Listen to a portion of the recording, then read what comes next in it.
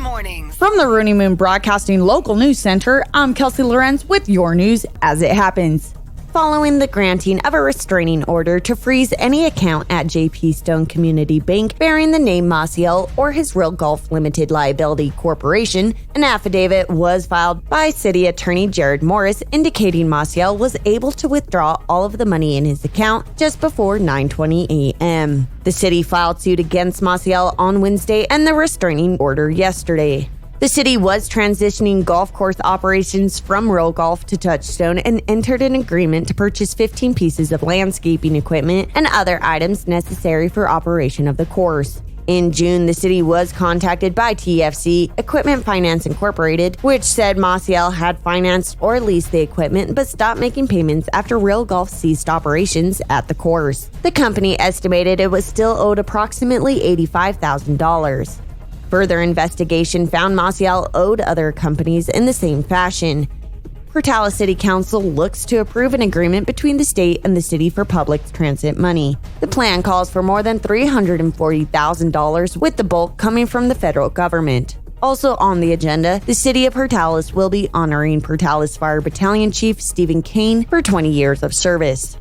President Donald Trump made a pocketbook appeal for re-election in the Democratic-leaning state of New Mexico yesterday, telling voters that his energy policies have made the state wealthier and warning that the gains could disappear if the proposal known as the Green Deal takes effect. Trump's rally in Rio Rancho in suburban Albuquerque is the first stop on a 3-day swing that will also take him to California for fundraisers expected to raise more than $15 million.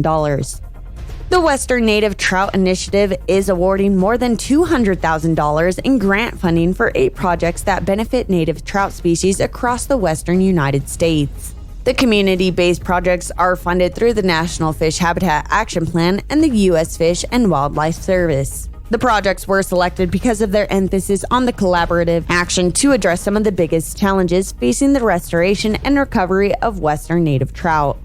As the Clovis Wildcats make their way to Lubbock to take on the Coronado Mustangs, fans are advised to remember some changes to policies.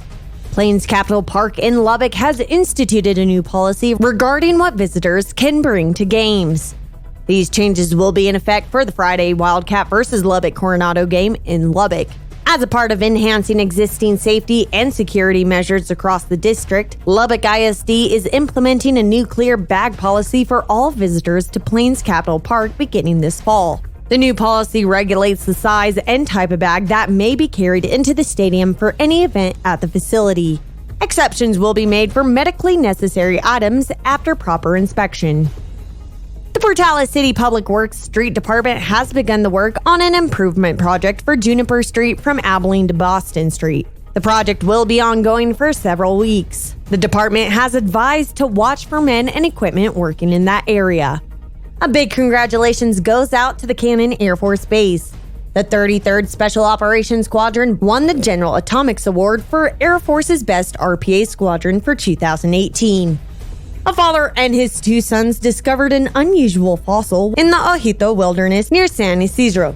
The fossil they found turned out to be the first piece of evidence of a Jurassic crocodile found in New Mexico.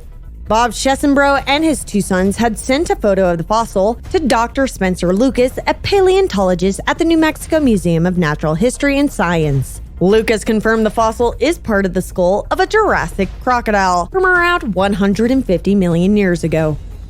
New Mexico officials have reported the case of a 72-year-old woman from Bernalillo County has died from West Nile virus. The health department says 20 cases have been confirmed in the state since the first human case was reported early August. For more news as it happens, click yournewsnewmexico.com.